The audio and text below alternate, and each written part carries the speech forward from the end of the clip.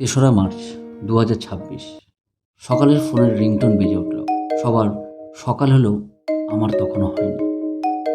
কোনো রকম চোখ খুলে ফোনটার দিকে তাকাতে দেখলাম ডাবু চন্দননগর লেখা। সেখান থেকে ফোন করছে। কোনো রকম হ্যালো বললাম। ওপাশ থেকে ভেসে এলো, কি রে তোর সকাল হলো? তাহলে আসছিস তো? আমি জিজ্ঞেস করলাম কোথায়? ওপার থেকে বলল, কেন রে, কথাই তো ছিল বন্ধু, এই বছরের হোলিটা আমরা একসাথে কাটাবো আমার বাড়িতে। আমি আর কথা না বাড়িয়ে ওকে বলে ফোনটা কেটে দিলাম। প্রতিদিনের মতো 10টায় বিছানা ছাড়লাম। একাকী জীবনযাপন বলেই বেলা হলো রুম থেকে বেরোতে। তখন মনে পড়ল ডাবুর কথা। মনেই করছিলাম, আবার দেখি ডাবুর নাম উঠেছে ফোনে। এবার গলাটা বেশ ধরত। কথা ছিল বন্ধু, হোলিটা তুই আমার বাড়ি কাটাবি, তুই এখনও এসে পৌঁছালি না। আমার একটু অবাক লাগলো। ওকে আমি জিজ্ঞেস করেই ফেললাম, আমি তোর বাড়িতে যাচ্ছি, কিন্তু তোর কি কোনো সমস্যা হয়েছে? ও তাড়াতাড়ি আয় বন্ধু বলে রেখে দিল। আমি আর কিছু না ভেবে রওনা দিলাম চন্দননগর। হাওড়ার থেকে 1:45। চন্দননগরে গিয়ে নামতে বেশ বেলা হয়ে গেল। দুপুর গড়িয়ে বিকেল হয়ে গেছে।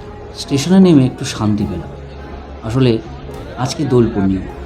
সবখানেতেই রং খেলার একটা আনন্দ সবার মুখে উপচে পড়ছে। আর ভিড়টাও খুব ছিল। স্টেশন থেকে বেরিয়ে হেঁটে ডাবুর বাড়ি 15 মিনিট। স্টেশন থেকে বেরিয়ে 1 কাপ চা খেলাম। সিগারেটটা ধরিয়ে হাঁটতে শুরু করলাম ডাবুর বাড়ির দিকে। বেশ কিছুটা পথ যেতে আরও কিছু সেখানকার পরিচিত মুখের সাথে দেখা হলো। তারাও বেশ রেগেই অভিমান করেই আমাকে বলছে, তুই কিন্তু এটা ঠিক করলি না, তোর আসার কথা ছিল সকালে আর এলি তুই বিকেলে। বলতে বলতে ছেলেগুলি মাথার মধ্যে এক রাশ আবির ঢেলে দিল এবং মুখে আবির লেপে দিল।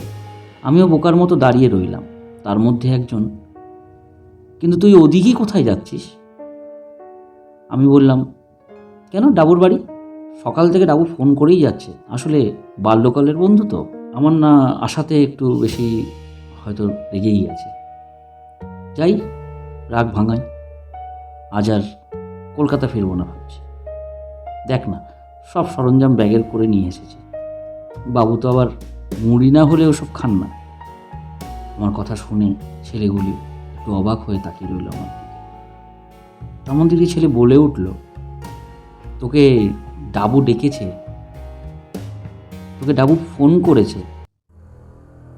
কলকাতা থেকেই কি নেশা করা শুরু করেছিস তুই? আমি বললাম, না রে, ওর বাড়িতে গিয়েই খাবো, আমি কিছু খেয়ে আসিনি তো।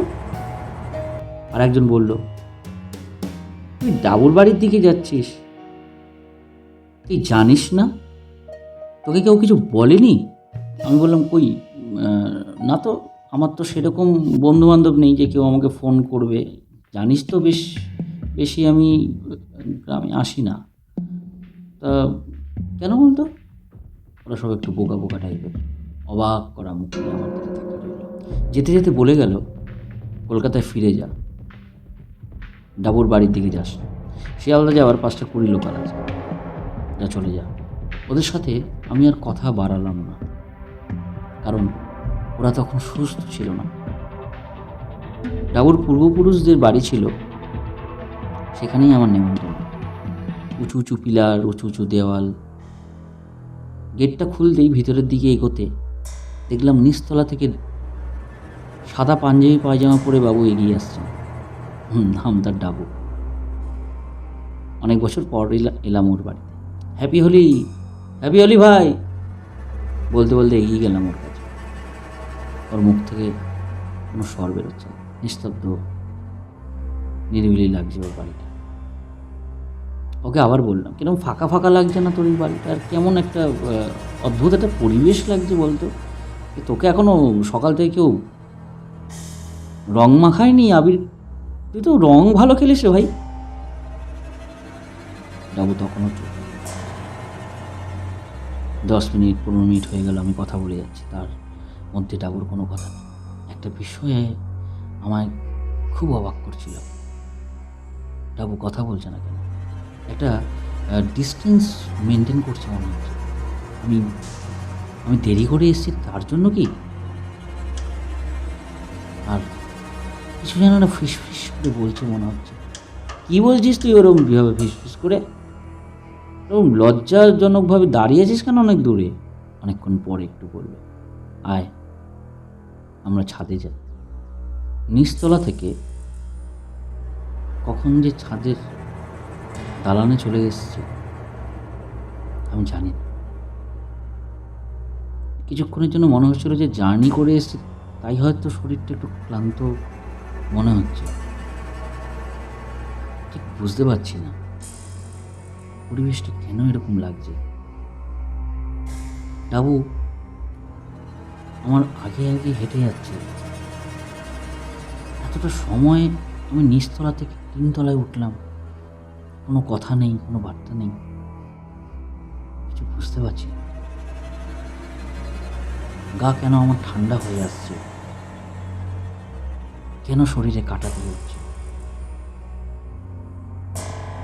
ওর পরিবারই বা কই? সারা ছাদের মধ্যে গাছের পাতায় ভর্তি, মনে হচ্ছে যেন কত বছর ধরে এই বাড়িতে ঝাড়পোছ করা হয়। এই ভাবতে ভাবতেই ডাবু আমার চোখের সামনে ছাড়া। আমি ডাবু করে চিৎকার করে ছাদের দালান মেরে দেখি নিচে ডাবু পড়েছিল না। তো ডাবু কোথায় গেল? ডাবু উপর থেকে লাফিয়েও মারলো কেন? মনে হচ্ছিল যেন ওর কোনো শারীরিক বা মানসিক কোনো সমস্যা আছে, তা বলে ওর উপর থেকে ঝাঁপ মারলো কেন? আর কোথায় গেল ওর বডি? কোথায় গেল? এর পরের ঘটনাটি জানতে সাবস্ক্রাইব করুন, লাইক করুন, শেয়ার করুন।